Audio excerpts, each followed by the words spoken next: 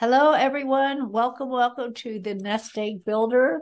If you don't know what we do, we work with commercial real estate with the sponsors across the United States. And if you are looking for a place to put your money, we like to call ourselves like the Hera, like Harris in England, because we have such great properties that come to us and some wonderful, wonderful sponsors. So that, and I have this article. I love reading this really great little magazine called Bottom Line. And they are talking in this magazine about some things never change. We're always looking at what does change. Well, what doesn't change? Well, lots of things don't change. So let's keep our eye open for the things that don't change over the next year. And here's what they said to do. What to do. The worst events will produce some of the most impressive advances. So what to do? Save like a pessimist, invest like an optimist. One challenge we face is that becoming optimists or pessimists can cause problems. We need to be both. We need to build a nest egg and safety net to protect us in bad times, even if we see blue skies ahead. And we need to keep a significant portion of our money in the markets, even if we see clouds on the horizon. So we don't know whether the clouds will be on the horizon or how it's going to be, and keep money in your savings account and keep investing. So there we go. And today we are so lucky to have Harlan Accola with us. He is just an amazing gentleman who has been working with reverse mortgage for years and years. And he's going to tell you about how they work and how you could qualify and some of the different ways to make it happen. So thank you for being here, Harlan, and take it away. Well, thanks. I appreciate the opportunity. And, the interesting thing is about reverse mortgages is whether I'm on an airplane trip or sitting down at a table at a conference or someplace, and I bring up, people ask me, well, what do you do? Because I usually ask them first what they do, and then they, well, what do you do? And I said, well, actually, I work on helping people access their equity in their home when they get older by doing reverse mortgages. And a skull almost always comes on their face. Oh, are those good? I heard those are bad. One guy told me last week, oh, I'd never get one of those. I mean, those things are ripoffs. And I said, well, why do you think they're a ripoff? And he said, well, because you lose your house and the bank takes it. I said, well, that would be a problem if that was the case, but that's not true. But if that was the case, I wouldn't get it either. And he said, well, they're kind of a scam, aren't they? And I said, well, it's a very well-regulated scam because FHA, the Federal Housing Administration, regulates and underwrites every one of our files. So it would really have to be a pretty smart person that could get around that. And so as we talk further, he said, okay, so how do I get one of these? This is crazy. And I said, well, unfortunately, you're 50 years old, so you got to wait 12 years. So the typical situation is you have to be 55 years old in some states, and in all states, you can get it at 62. So I did my reverse mortgage personally last year. And really a cool situation that I had been working with as part of my financial plan for years, because I'm a commercial investor also. I have a couple of properties that are office buildings in Wisconsin that I've had for years. And in fact, one of them is for sale. And so when that sells, I'm going to be talking to, before it sells, I'm going to be talking to Peggy as to what should I do with the money. Because I've been involved in commercial real estate and investing in real estate for about, I think I started in my 20s. So I guess 40 years almost. But I want to make sure that this is not just a presentation on my part, but that there's really some open questions. But I'm going to go through a very basic thing of kind of what's going on with reverse mortgages. And then I want to leave it open and go back and forth in some discussions and questions. I'm going to start with a Cracker Jack box. And I've always loved Cracker Jacks. I love the caramel popcorn and the peanuts, but what was really cool was the prize inside at the bottom, the little worthless piece of plastic, or the book or whatever you got. It was like, oh, this is so cool. You can't even wait to get to the bottom. Sometimes you wouldn't even eat the stuff. You dump it out on the table and then do the prize first. Well, you can't do that with a mortgage. You have to wait until the end. But I realized one day when I was eating the Cracker Jacks this is kind of like a reverse mortgage. So we buy the Cracker Jacks and it's cool. We can enjoy living in the house. We can enjoy fixing up the house and raising our family there or whatever. And when we get to the bottom of the box, it's not over. There's a prize inside. There's a free retirement plan in there. And I can access the money inside of my house to use it for other things. I can use that cash flow for other things. So really, most people just look at a mortgage as something to get through the caramel popcorn and the peanuts, and then you're done. At least I got a place to live. I got it paid off, and now at least I can be in the house with no mortgage. But it goes beyond that, because you can get the funds back out that you put in, just like you put money into a commercial real estate investment. Just like you put money into any investment, an IRA, whatever, you put it in, you want to take it out. Well, a reverse mortgage is designed for primary residences, not commercial properties, but for your primary residence to take money out of the house after you paid it down a significant amount or paid it off. That's really all it is. And if you take a look at this, it's like this. Einstein, I think, said, any fool can make a simple thing complicated. It takes a genius to make a complicated thing simple.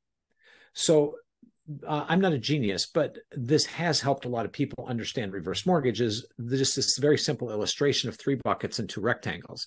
In fact, I know that it works because I used it on my then teenage son, who's now 27 years old, who works in the commercial real estate area with Ryan and Companies up in Minneapolis here, where he's an analyst to determine what is the best real estate investment. So he kind of followed a little bit in my footsteps, but he knows a lot more than I do.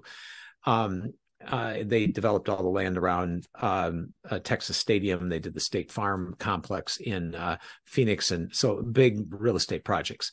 But anyhow, when he was younger, he was always interested in stuff. And he said, Dad, those reverse mortgages are probably fine for the old people, but they really screw the kids, don't they? I mean, like, you're not getting one on our house, are you? I said, well, actually, I am, Isaac. Well, he said, that's a bad deal, isn't it? And I said, no, it's not. And I pulled out my little fake $100 bill, which is equity, and then my real $100 bill. And I said, Isaac, which one of these do you want? Do you want this bill or this bill? He said, well, I'll take the paper one. I said, well, not so fast, because here's the deal. Everybody makes a lot of money in their lifetime. So lots of $100 bills, and it all goes up, and you make that in bucket 1, and your wages, your commissions, your business earnings, your pension, eventually your Social Security, and it all goes up here to the top, your top wallet. Most of it evaporates right off the top, and you spend it on food, clothes, cars, kids, cost of living, stuff that you have to have. There's a cost to live. But you try to save money, as Peggy was just talking about. You try to save money in bucket 2. And you try to put away IRA money. You try to put investments in real estate. You try to just have a savings account. And some people put it in cash value life insurance and annuities or whatever. So you try to put money away for the future.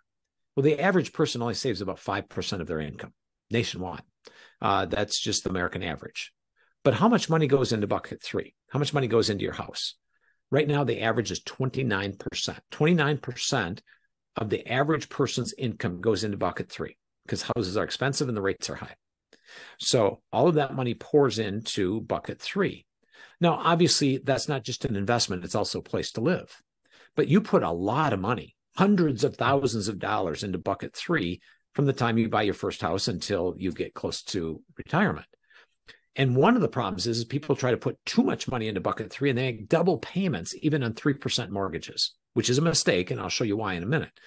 So you get down here to 62 plus years old, and you look to bucket 1, Social Security, your wages, your maybe you're not working as hard, or you want to find a job that you don't have to work as hard, whatever. Maybe start your pension. And then you go to your financial advisor to bucket 2, and you say, hey, gave you a bunch of money in my IRAs. I'd like some of it back. But what's really weird is people don't go to the prize at the bottom of the Cracker Jack box and walk into our office as a mortgage company and say, hey, guys, I want some of my money back, which is really weird because they gave us hundreds of thousands of dollars. They should ask for it back, but they don't. And so we're trying to tell people we will give you a refund of part of your payments, a lot of it, hundreds of thousands of dollars in most cases. So what happens when you're down here in the 62 plus, people just go to bucket 1 and bucket 2, and they don't think of bucket 3. In fact, 40% of people are still sending their payment to bucket 3. Not me. As soon as I turned 62, I stopped my payment, and now I'm putting that money into bucket 2. So I have more money to invest, more money to multiply. My house, when I die, will not be paid off. And I will end up with less equity when I die, but I'll end up with more cash.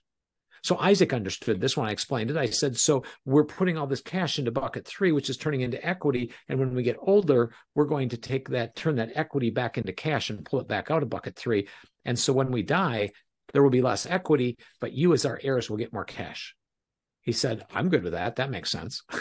And so it's really that simple of how that works. And when you do a reverse mortgage, people say, well, I'm going to lose my house. Well, you're going to have less equity. You're not going to lose your house. You're just going to have less equity in your house. Just like if you use money out of your IRA, you'd have less money in your IRA. So the issue is rather surprising that people don't understand that, hey, just a minute, it's okay for me to use my equity in bucket 3 because they'll just give me more money in bucket 2, more money to invest, more money to multiply, more money to have fun with, more money to leave behind as a legacy after you leave the earth. So I'm going to stop here for a minute. I'll explain a little bit more of some of the specifics, but thoughts, questions, what you're thinking about when it comes to what I just went over on the thought process on your residence that you put a lot of money into. Yeah, it's okay to disagree. Go ahead. David. Hi, guys.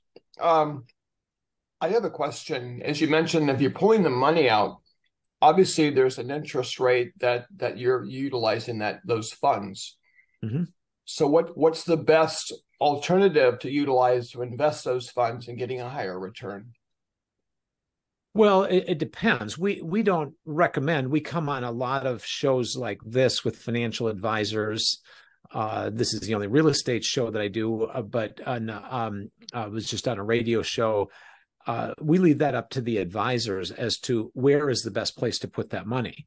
But a lot of people get confused because they say, well, right now interest is high. It costs you 7 to 8% to use that money. So I'm not so sure that I want to take that out because I don't know if I can get 7 to 8% on my money somewhere else. Well, if you talk to Peggy, you will find that a tremendous amount of investments are going to give more than 7 or 8%. But it even goes deeper than that. You don't have to make 7 or 8% on the other side of the equation. You just have to make about 5 or 6% because there's a tax advantage here. Because you can get a tax deduction. I'm going to get I'll say about $200,000 in taxes on my reverse mortgage. And liquidity is a bigger issue than anything else. Liquidity is a really big deal because when I have liquid money, what happens if home values go down? How important it is that I pull that money out? So everybody worries about, well, I'm going to lose this equity because interest is charged. What about what you're going to gain on your investments?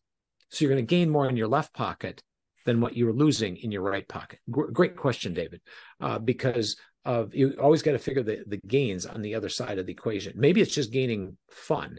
Maybe it's just gaining, you're gaining a better lifestyle. You're giving money away to your kids or your grandkids. It doesn't always have to be dying with the most money. Nobody gets an award for dying with the most money. It's more about using it intelligently and efficiently while you're alive. Great question, David. I have a comment on that. So, David, you missed the beginning when I read this. So, save like a pessimist, invest like an optimist. So, just take a look at that. You have another question or comment before we go to Cliff? Nope, that'd be great. Good thought. Thank you. Cliff, and then Ted. So I have a couple of questions. So if I were to have a property and transfer that into an irrevocable trust, am I still able to take advantage of the reverse mortgage? Great question. We don't care how you own the property. You can have a revocable trust. An irrevocable trust, I would no longer own it. The trust would now own it. Right, but you're still living in it. It's still your primary residence, even though the trust owns it. Yeah, so that's the trustee. Yeah, that's the only requirement, is that you are living in the house. Okay. But we don't care if you have a revocable trust, an irrevocable trust, or you own it in a corporation, whatever the situation is. But most people use trusts. If I start it and it's not an irrevocable trust, and after I've started the reverse mortgage and I move it into an irrevocable trust, is there any challenge with that? Yes, there's a challenge. It's got to get approved and re-underwritten, that you're not screwing the mortgage company out of the ability to be able to get it. Because what if you put something in there in the irrevocable trust that said you can't do negative amortizing mortgages? Then that would be a problem for you and for us. And so we just got to underwrite the trust and say, yep, that's good, that's fine. Or you got to add this addendum that it's okay to do neg am mortgages. What do you mean underwrite the trust? Well, we would just review the trust to okay it. It's easier to underwrite it as part of the overall package in the beginning, before that you already have it in the trust. But if you decide 2-3 years later that your attorney says it's a good idea to put it into an irrevocable trust, then we just have to pull the underwriting back out again and say, does this allow for us to collect on the house after you're dead, or when you move? So it's not a big challenge. It's often done, but it's easier to do it when it's already owned that way in the beginning. So if somebody's going to do an irrevocable trust within the next month, we just say, well, let's just wait, and we'll do that when it comes out. Now, one of the reasons that people put things into an irrevocable trust is so they can protect the asset. Sometimes people don't use an irrevocable trust. I personally have most of my other assets in a trust, but I don't have my house in a trust, because I have $1 million home and I've got a reverse mortgage on it. And I have a regular mortgage for $1.5 million and an FHA mortgage for another $1.5 million. So if you go down to the courthouse, I have a $3 million lien on my little $1 million house. So that protects me from an asset protection standpoint. So if I'm looking primarily at asset protection, I'm not worried about putting it into an irrevocable trust, because I'm protected, because it's this great big mortgage on anybody else would be in third position if they sued me. So sometimes that answers, it depends on what you're trying to accomplish with the trust, but certainly revocable or irrevocable, we're happy to work with either. Perfect. Thank you. Thank you. Ted? Ted, you're muted. Muted. There we go. This is kind of a fun question for Harlan. I like to use this one in my networking groups. He said, when is it okay for me to borrow money from you and not pay you back? When it's a reverse mortgage is the only answer. There are two situations that I know of. Reverse mortgages is one. But why does reverse mortgage fall into that category? Because equity is the guarantor of the payment. So I guess you could do that with a asset-based commercial loan. Okay, but how does the lender get paid back? We get paid from the sale of the property. Yes. At the end. The next buyer of the property is the one who essentially pays off the loan. Correct. In the refinancing of his purchase. The second one that works is factoring, because the concept is there need to be 3 parties involved in order for the circumstance that I suggested to come true. And that because none of us is dealing directly with each other, we're dealing with other parties who have to there's a third party that keeps a promise. In the case of factoring, I sell something to a customer who doesn't want to pay me right away. So I go to the factor and borrow money from him. My customer pays the factor. Mm-hmm. Yes. Right. Yes, that's it scares the daylights out of an average lender with that question, which is what makes the question fun. Well, yes, there are definitely some people that are, don't understand the whole mechanics of that. And it is weird when it comes to a reverse mortgage, because this would not work. And I would never sell these things. I would never be a part of these things unless there was one other factor involved. So I'm glad you brought that up, Ted, because we have no guarantee what the value of my house is in the future. Could go up, probably will go up, could go down. So what happens if I pledged my future value of my house to pay the loan back? What happens if at the end I owe $2 million and my house never went up in value and it's only worth $1 million? It's went down in value. That's where FHA mortgage insurance comes in. So that's why investors in insurance companies and so on are happy to buy this paper, because they know that if the house isn't worth enough, FHA will pay the difference. The heirs won't pay it. The homeowner's estate is not going to pay it. It is strictly the responsibility of the house or the Federal Housing Administration. That's really important because any other scenario would be risky. I personally feel that there's 70 million of us baby boomers. When all of us are dead, there's going to be too many houses out there unless we have massive immigration, which could happen. But if we don't, there's going to be too many houses for sale, and residential real estate could go down. I think millennials outnumber the baby boomers, though. They don't. There's fewer millennials than there are baby boomers, and there's Gen X, which is actually lower.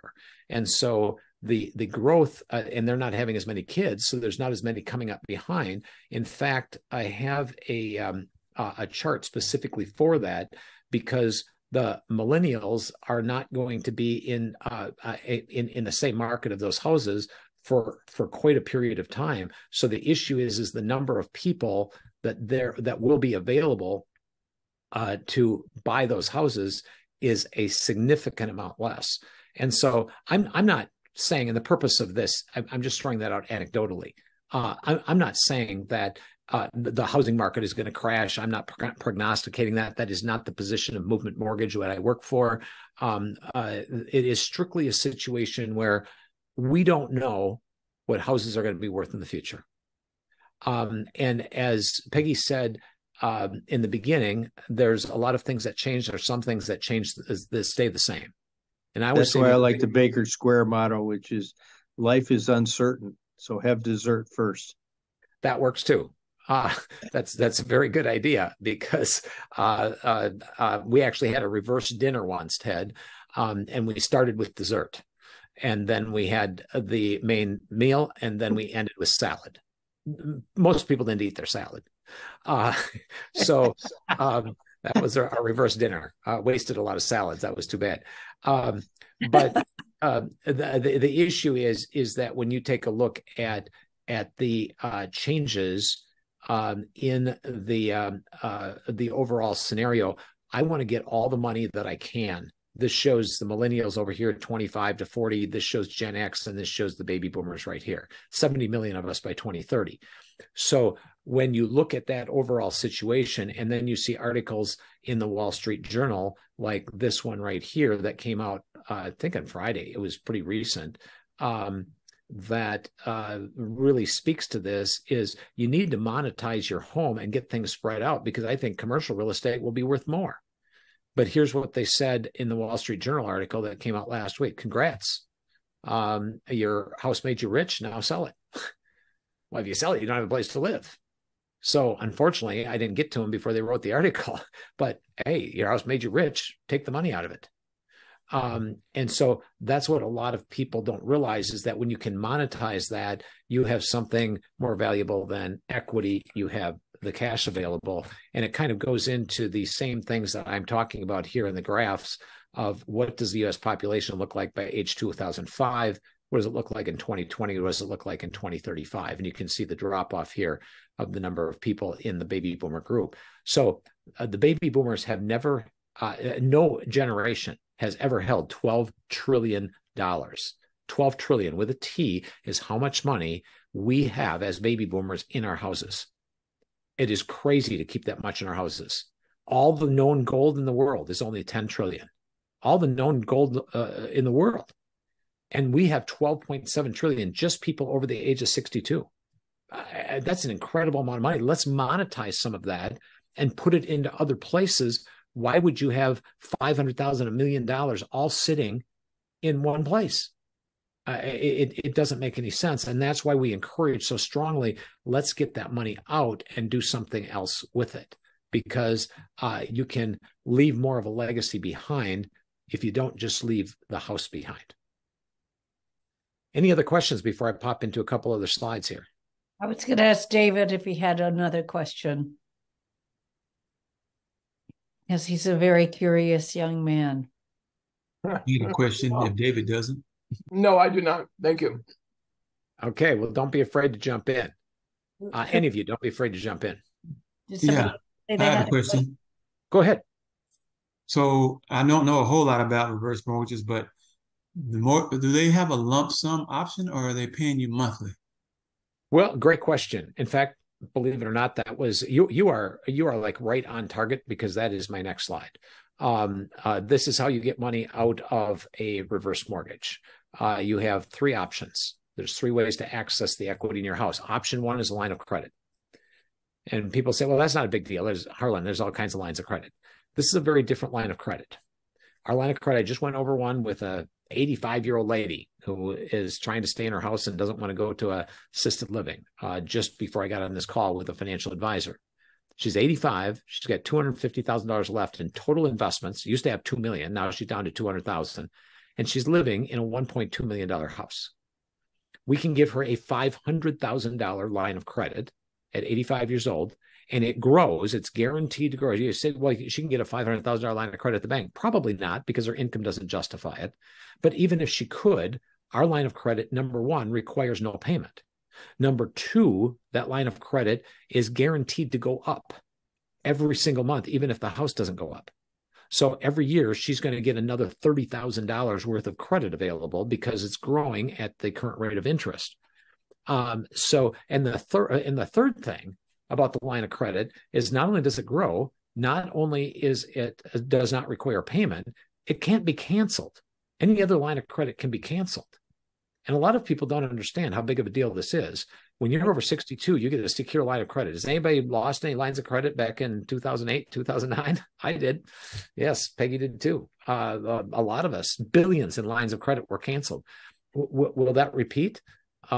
What's interesting is it already has. This came out last week, which kind of shocked all of us that Wells Fargo was doing that this quickly, not to mention any names.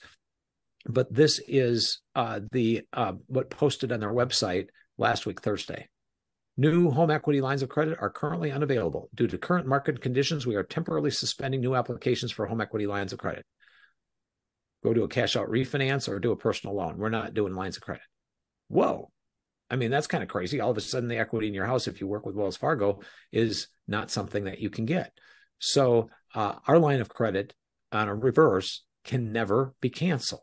That's a very significant issue. So that's in answer to your question, Chester. That's the first way to get money out, is like this 85-year-old lady just set up a line of credit, pull the money out whenever you need it, pay for home care, pay for a boat, pay for a car, use the money for living expenses, whatever. The other thing, Chester, you already alluded to, you can get a monthly check. What she can get instead of a line of credit, she can get $4,800 a month for the rest of her life. So that's her other option, just take out $5,000 a month. The third option, let's say that she wanted to take an around the world trip. There's around the world cruises for $80,000 or whatever. So she could take out $80,000 and take an around the world cruise. And that just take out a certain lump sum. Or you can do a combination of any of the three. She could set up a line of credit, set up a $3,000 a month check, or set up a lump sum of $50,000 to pull out to buy a new car. So you can mix and match these three. You don't have to pick one of the three. You can mix and match them. Does that answer your question, Chester? Yes. So unlike a regular mortgage, there's a lot of ways to get it. So then how do you use it? There's three types of people that can use a reverse. 60% of people over age 62 have a paid off house. That's just a matter of like this lady who wants some money to live her rest of her life out with more fun and more cash flow. She can pull money out. You can use it for long-term care funding. You can use it to mitigate the sequence of returns risk. You can use it for a car. You can use it for paying taxes, buying a commercial investment. Whatever you want to do with it is your money. The middle group, which is me, I had my house paid off. I did not have my house paid off. So I paid off the forward mortgage with a reverse mortgage, and my payment went from $3,500 on April 1st to $0 on May 1st. That's a big deal. All of a sudden, I got $3,500 more to invest every single month. I mean, people refinance to save $200 a month. I refinance and save $3,500 a month. What that also means, there's a lot of people on this call that are under the age of 62, and you say, how does this work for me? Well, I understood this when I was 43. So I had my reverse mortgage Cracker Jacks thing in mind way back when I was in my 40s, because I said, hey, I don't have to pay off my house. So I'm going to make the minimum payment on my house so I can buy this commercial property and that commercial property, and so I can invest in that. So if you are paying too much on your house into bucket 3, you can't buy the other stuff. So quit trying to pay off your house when you don't have to. There's no rule that you have to have your house paid off. Do you know that you do not get a special reward if you die with your house paid off? Some people think that. And do you know that I've asked a lot of people this. I have never seen a tombstone like this. Joe, Jane, died 42, 20, 35, paid off home, $348,000 in home equity at death. I've never seen that. So that should not be the goal. In Monopoly, to win, you have to have all your properties paid off and have a bunch of hotels on them. But we're not playing Monopoly in real life. That's a whole different deal. You want to use the leverage. And so the scenario that you want to be thinking of is, hey, I'm not going to pay off my house. And I don't have to, and I can invest that money elsewhere because I don't have to pay off my house. That changed my life a year ago because my payment went to $0. And that money is now available. Cliff, you've got a question. I do. So you had mentioned 3 different methods of receiving payments back. It can either be a line of credit, a lump sum, or a stream of payments in the reverse mortgage. How is the total amount that you're paid back impacted by one of those 3 choices? Do you receive the same amount, or will that amount change depending on the path you take? Oh, it changes dramatically because I specifically timed great question. I specifically planned when I was going to hit 62 that I would still owe $400,000, $450,000. That was my sweet spot. That's how much I could get in a lump sum. So I took out the entire lump sum. So I don't get a monthly check because I took it all out. I used the reverse mortgage to increase cash flow. Some people use it to get cash out. Some people use it to get a monthly check. I used it to eliminate my monthly payment, but I was able to invest a whole lot more money from the time I was 43 until I was 62 because I didn't pay off my house, because that was part of my plan in the bottom of the box thing from the beginning when I was in my 40s and I learned about reverse mortgages. So many of you on this call may be making extra payments, maybe trying to make double payments. Don't do it. You don't have to.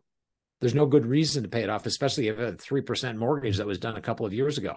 My goodness, don't ever make one dime extra on that. Put your money elsewhere. Peggy can show you things where you're making triple, quadruple, 10 times that. Don't even think about paying off your house at 3%. So this is a whole thought process. This is not just about getting money out when you're 62. It's what do you do when you're in your 40s? My son just bought a house and he said, hey, Dad, I read your book. Bridget and I, they're driving home from their house sale, our house purchase. And I said, we read your book, and Bridget and I know that we're going to get a refund of all of our payments that we're making now. So we're kind of starting on our reverse mortgage right now in our 30s. That's the understanding that we have to have, because everybody talks about building wealth through real estate. Building wealth through real estate is not just paying off a house. There's nothing wrong with that. It's not stupid to pay off a house. It's just incredibly inefficient, because you don't have that money. So some people will tell me, well, I got my house paid off. You're kind of making fun of me. I'm not making fun of you. I'm just saying that that's like putting money into a CD when you can put it into an investment. You're not getting much of a return for it. It's just not a smart thing to do. It's not an awful thing to do. But the American dream is to pay off your house. Everybody talks about paying off their house. You go to a party and people talk about having their house paid off and it's free and clear, and they brag about it. Every time somebody comes up to me and says that, I say, oh, I'm so sorry to hear that. Not because I'm being sarcastic. I'm just sorry to hear that you paid your house off because you can't do other things with it. And that's a mistake that a lot of people make, because you might feel good paying off your house, but then you don't have money to invest. Whatever money you have in your house, you can't use it for other things. It's an impossibility. Thank you. So could I ask another question on that? Yeah, and then Melanie had a question. Yeah, so with mortgages, if you have a 7% mortgage today, rate factor of 7%, and it's amortized for 30 years, first 7 years you pay in, each year you're paying approximately 85% to 87% in interest is what's going towards interest, and the remainder goes towards principal. So maybe paying off the home is not the best thing, but what about finding that fine balance of actually paying in enough equity to where it makes sense? What would that fine balance be, and how would you actually determine what that point is? Great question. Yeah, it's a super question, because it's one that I asked, because I had a 15-year mortgage when I learned about reverse mortgages, and I was making double payments on it. Yeah. So I did the math on it and spent a lot of time on the math. And the math always comes out the same. You always pay the minimum on a 30-year mortgage. Comes out the same every time, and invest the difference. It's not even close. So I don't understand that, always because when you look at an amortization schedule, you are paying 87% in your first year is in interest, and the remainder is in 13%. It only goes towards principal in your first year. So there's not any investments that I personally know of that I could put money into to provide that type of return. So wouldn't there be a balance somewhere, maybe building equity in it quickly on the front end and then shifting gears somewhere, midstream? Well, understand what you're looking for. You say I'm putting 85% of my money into interest, and I'm only getting 15% on principal. But your goal is not to die with the most principal. You don't win the game if you have the most principal. You win the game if you have the most wealth and the most overall equity and cash. Equity is the key. So interest is not equity. Equity is not the key, because that's not the only key. That's only part of the equation. So if I'm paying the minimum, so I was paying an extra $2,500 a month in my 15-year mortgage, but I took that $2,500 a month and invested it. So I never paid my house off, and I always paid 85% to 90% in interest. And I didn't care, because I was gaining more on the other side of the equation, creating more equity. Because if you've got 4 houses that you're paying the minimum on, and that equity is going up, I'm gaining way more on the other side. Or you got 5 or 6 or 7 horses in the race. As long as I can safely leverage it with the cash flow, I don't care what my interest rate is. I don't care if I'm paying interest only. So you're looking more from a cash flow play. So if you can actually generate more cash flow out of the same money, you could buy more stuff. Irrelevant what you would be paying in interest in the mortgage. Exactly correct. Okay, that makes sense. Yes, you just explained it quicker than in a shorter time than I did. The key is not. I don't care how much interest I pay. I care what that interest is getting me. Okay. So I just had a client this morning, and he said, "I just want you to know I hate paying interest, and you are presenting to me a product that is all interest. 100% of the increase in my balance is interest. I'm paying 100% interest." And I said, "Yeah, but we're saving you a tremendous amount of cash that you can invest in other things, and we're saving you about $200,000 in taxes. What do you like better, paying interest or paying taxes?" And obviously he said he'd rather pay interest than taxes. So it's what do you get? It doesn't matter what the interest is, because a long time ago, I was doing a presentation. There was this guy in the front row, and this is important for all of you in any kind of investments at all. And I wish I would have learned this earlier, because I was trying to create all that equity, and I hated paying interest myself. And in fact, I went into the mortgage business 30 years ago selling biweekly payment plans to show people how they could save interest. Which wasn't wrong or bad. It just was slow. Inefficient. It's only 7 to 9 years and 30 years. That's all it saves. Exactly. So I was doing this presentation, and this guy said, "Just so you know, there's 2 types of people in the world. There's the people that pay interest, and there's the people that earn interest. People that pay interest are dumb. People that make interest are smart. I'm somebody that doesn't pay interest. I only earn interest."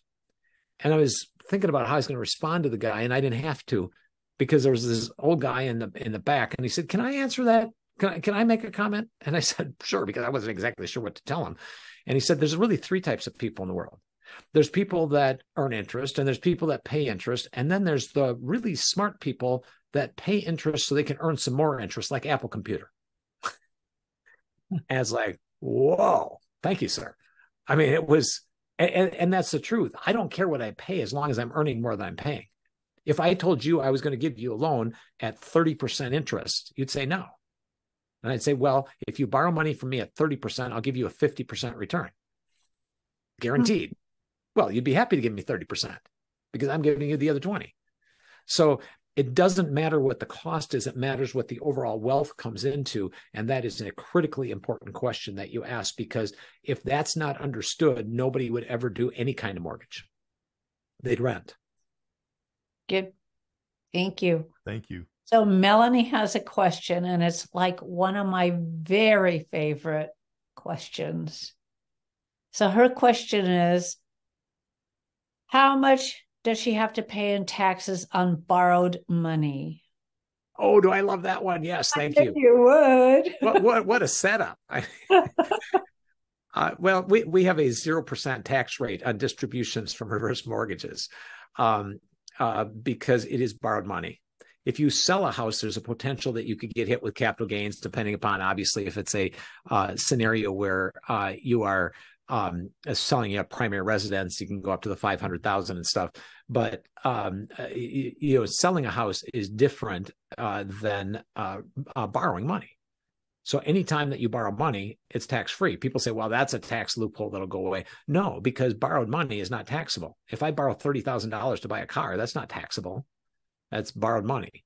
So any money that I take out of my reverse mortgage is zero tax. That works great when I'm doing tax planning and I'm paying in or taking money out of being able to figure out how to save more money. So there's zero tax on any money that comes out of a reverse mortgage. It is only a tax deduction, not a tax cost. And it's pretty cool. I was just looking at mine. Speaking of the tax deduction, I was just looking, and so far in the last year and a half, my loan amount has increased by 40 grand.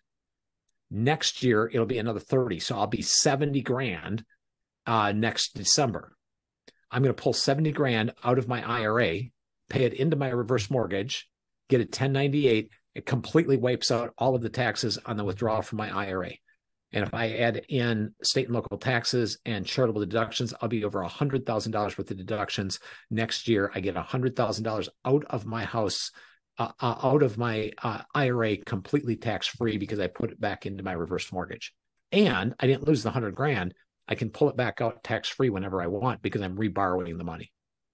That's great. I want to know if Melanie's question has been answered.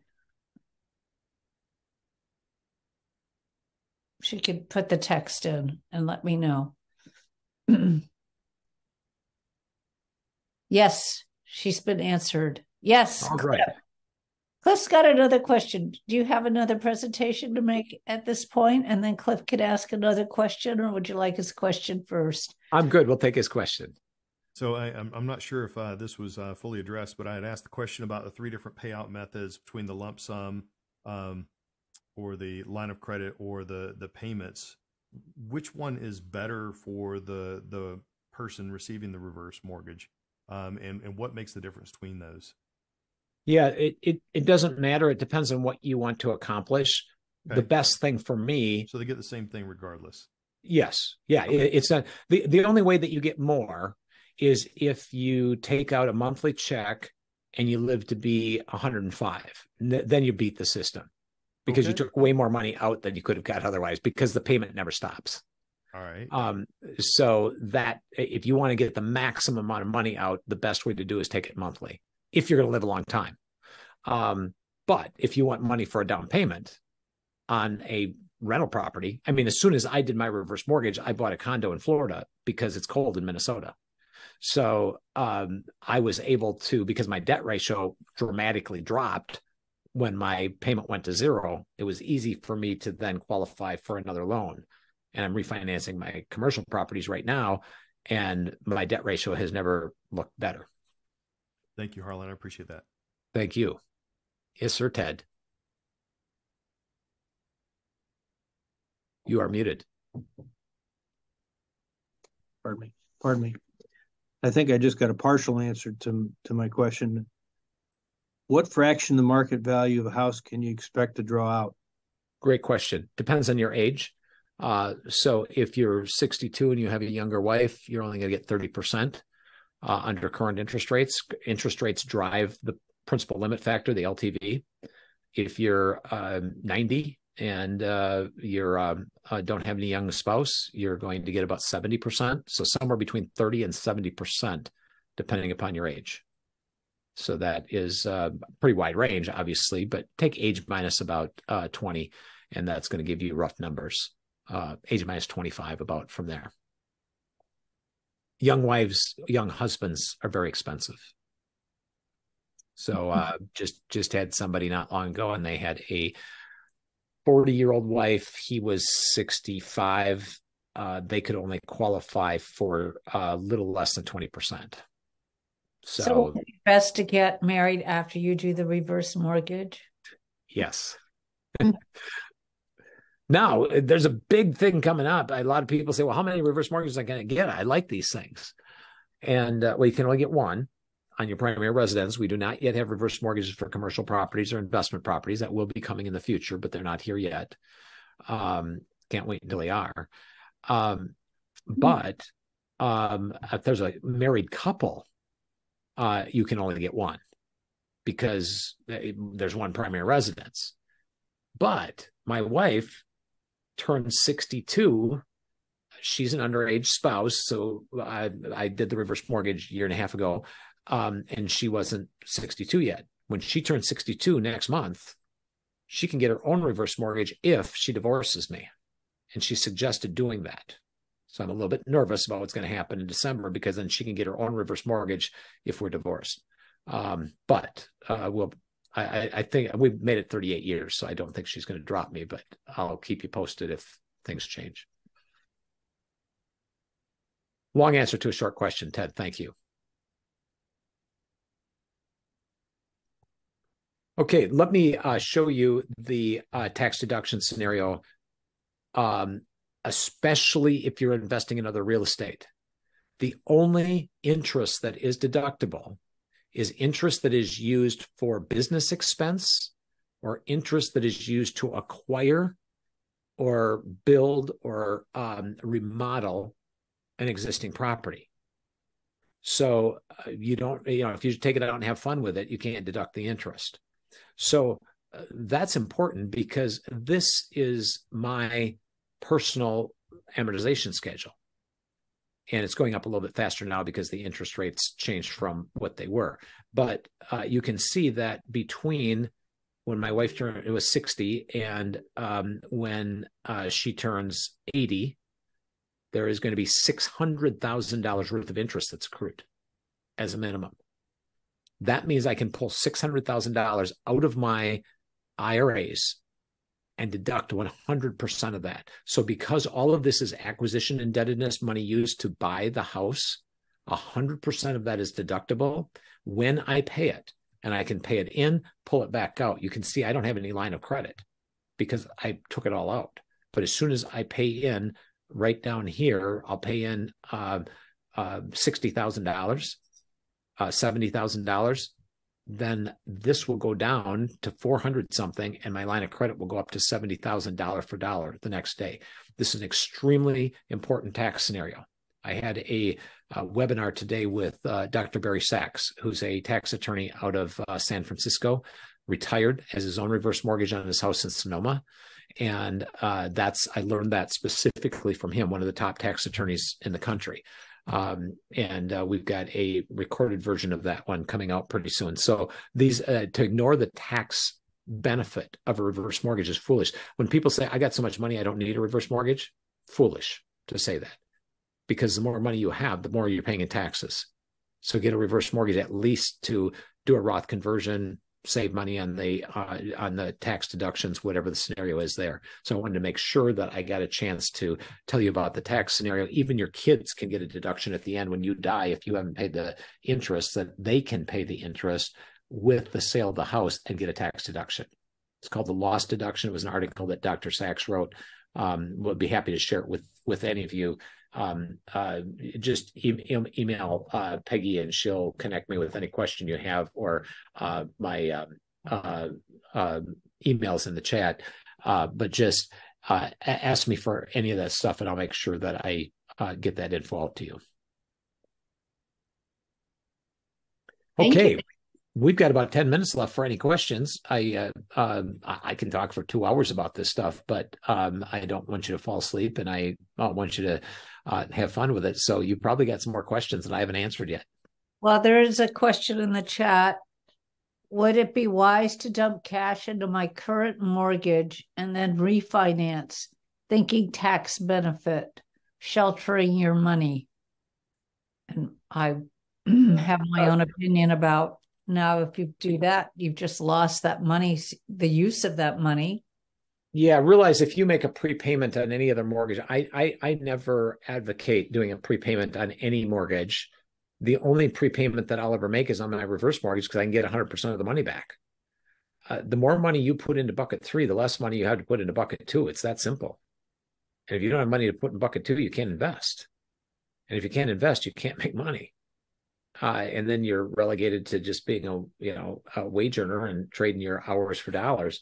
You have to invest where you can double, triple, quadruple your money over a lifetime. And I would never recommend paying down the mortgage unless you just had to get to a certain point to do the reverse. And it makes sense a lot of times in that case. But remember, if you pay down a forward mortgage, you're not paying down interest. You pay down a reverse mortgage, it's all interest, because interest gets paid first. So you let the interest go up, pay it down, let it go up, pay it down. So I think that probably answers your question from that perspective. Yeah, well, if they're not up to 62, they look at other things. Yes, and that's certainly understandable, but especially if you have a 3% mortgage. I've given stern instructions to all 4 of our sons who have 3% mortgages that they bought, before things started going up. Don't ever pay 1 dime extra on that mortgage. 30-year mortgage, don't pay 1 dime extra. Are they paying interest? Sure. But can they invest money? Yes. And investing is the absolute key. Nobody gets ahead without investing. It's whether you invest, even if somebody says, well, yeah, but my buddy, he made money because he ran a sandwich shop. Okay, well, he invested in a sandwich shop. He did an investment, but you don't make money without multiplying your money and making it work while you're sleeping. And by the way, Cliff, could not be more accurate when you put it in the chat a while back that millennials don't want big houses the baby boomers own. You're 100% right. The houses that they want are very different than the houses we got.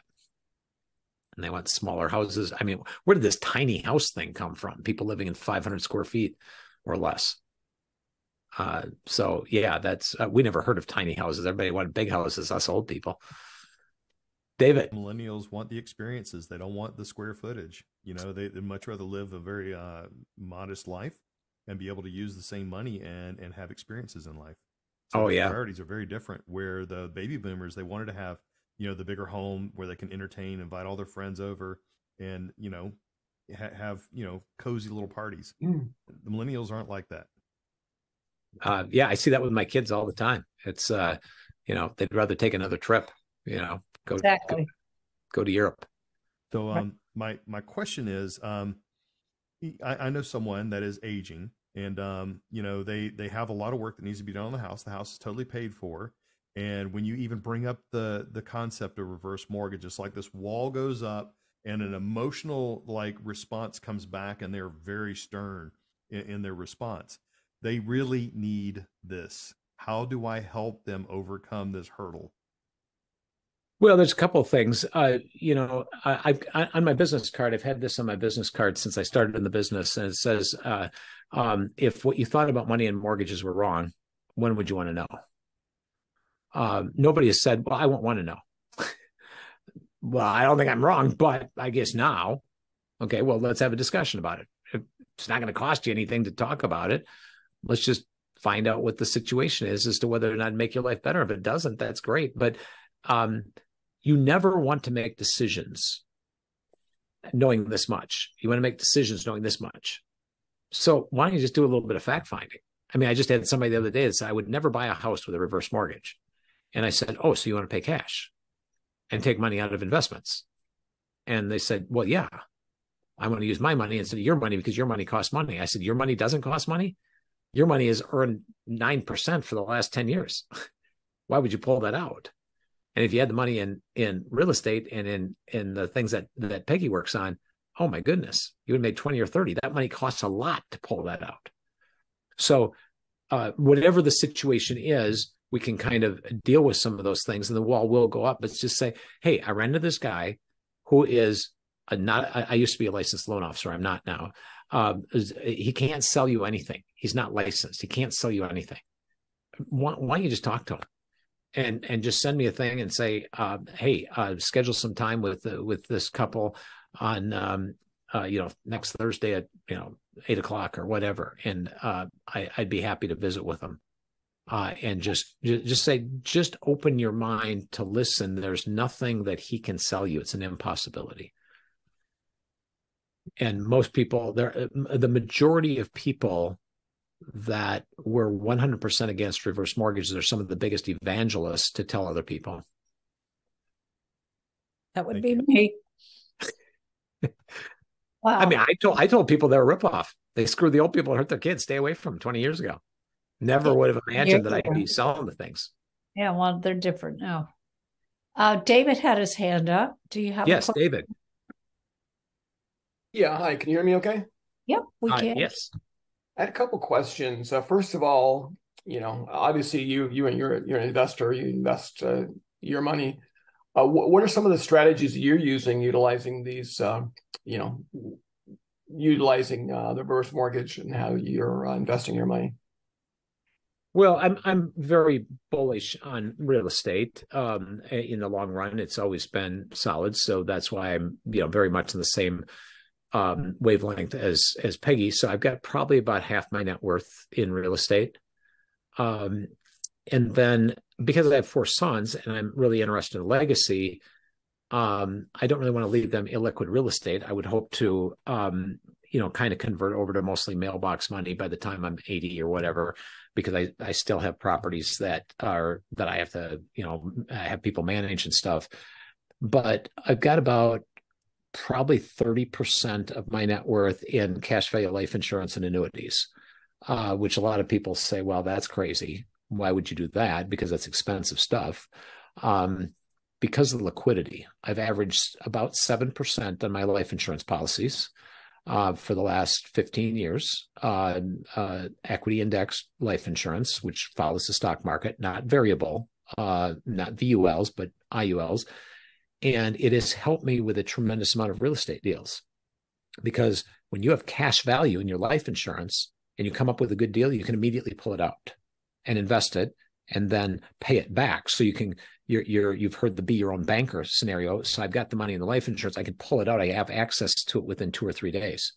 I bought an office building that is now worth $1 million that was a foreclosure and really run down. I had to put a lot of money into it, but I bought it for $100,000 because I called up the bank and said, hey, you've got a problem with this property. I'll take it off your hands. And I said, how much would you sell it for? And they said $150,000. And I said, how about $100,000? And because I knew it was a foreclosure and I knew they didn't want it. And they said, if you can get the money here, this was Monday. They said, if you can get the money here by Friday, we'll sell it to you. Well, I could just go to my life insurance policy and pull out the $100,000. I didn't have to, even though I'm in the mortgage business, I didn't have to go borrow money. I did later to remodel it and everything. But so I like the life insurance and annuity because it has certain guarantees with it, and it gives me liquidity and yet a decent rate of return, and supplements my real estate investing. Mm-hmm. It's a great parking place for money. It is. Does anyone else have, Fidel, how about you? Or anyone, Patricia, anyone have any thoughts? Carolyn? Anyone? Brian? I have another question, Peggy. If that was Hey, David, go. a situation where family member is thinking about utilizing a reverse mortgage as income. So their income is dropped dramatically, and they're pulling money out just because they have no more money. Mm-hmm. So based on that situation, can invest it or whatever it is. But is there any other option for maybe investing the money or anything else? I don't know. Just kind of thought. No, it's a good thought, David. There's a good 30% of the people that when they get to retirement have nothing. They never invested. They have nothing at 62 except for their house. They're not going to leave a big legacy. They're not going to be real wealthy, but at least they can use some of the money in their house. We have a brochure that says use your home to stay at home. So they might only be able to, get money out of the house so that they can live a better life. They're not going to leave any legacy behind. They can't invest any money. They don't have anything else. And that's okay. We can help those people too. Obviously, in this show that I'm talking about investing and people that have a substantial amount of equity and what you can do with it. But people like that, I feel for those people. But I am incredibly thrilled that I can go to those people and give them money that they never thought they could get safely. So that's one of the biggest joys that I have. I mean, it's pretty cool to save some surgeon $1 million like we did a couple months ago, and a whole reverse mortgage deal. But it probably gives me much greater joy. Not probably, it does give me much greater joy to help somebody that didn't know if they could afford to, buy Christmas presents for their grandkids, and all of a sudden we can change their life. So there's nothing wrong with that. They've created wealth. Some people create wealth in real estate. Some people create wealth in an IRA. Well, some people only have the wealth in their house. We'll show them how to use it safely and still be guaranteed to live there. So thank you for that, David. Not everybody is as fortunate as all of you, and they need help, and we're there to help them. Thank you. Thank you. That's a great question. I've got a question. Yes. What kind of criteria is there for the house? Is the person required to live in it? What kind of shape does it have to be in? That kind of thing. Yeah, it's no different than any other appraisal on a forward mortgage. If there's deferred maintenance, it's a typical FHA appraisal. So if there is deferred maintenance that is, the roof is going to, has got 1 year of useful life. There's a problem with the steps need to be repaired, or else you're going to trip on them. There's electrical problems that could create a hazard. Those are the only things that have to be redone. But my uncle did his reverse mortgage, and he had red shag carpet and green sinks and green tubs. Not exactly, up to date, but he still did his reverse mortgage. So we don't, tell people they got to remodel or anything else. It's just got to be safe, and there can't be deferred maintenance that's going to cause a deterioration, which is the same thing on a forward mortgage. Sure. That wasn't green. That was avocado green. Oh, okay. Let's describe that correctly. Harvest yellow, avocado green, copper, and are you ready? Pink. I believe it. I was upset at my son because he bought this old house and was rehabbing, and he pulled out all of the beautiful pink tile in that bathroom. And it was like, Isaac, why did you do that? That is cool stuff. Yep. Mine's yeah. My parents had a house that the top part of the house was built in the mid 60s. And the bathroom had this, and I forget what color it was now, but it had the tile all the way around, up to about wherever. And my mom passed. We sold it to a neighbor who flipped it. I don't remember what the picture showed of the bathroom then. The neighbors, the people who bought it, are now moving out a couple of years later. And they ripped out the tile and they painted it a dark green. It's like a really small bathroom. Why would you paint a small bathroom dark green? But yeah, we don't give anybody opinion. It was the house I grew up in, and it was supposed to stay exactly the same, I guess. So yes, that's virtually that's a sacred cow. They're changing something they shouldn't have. That's awful.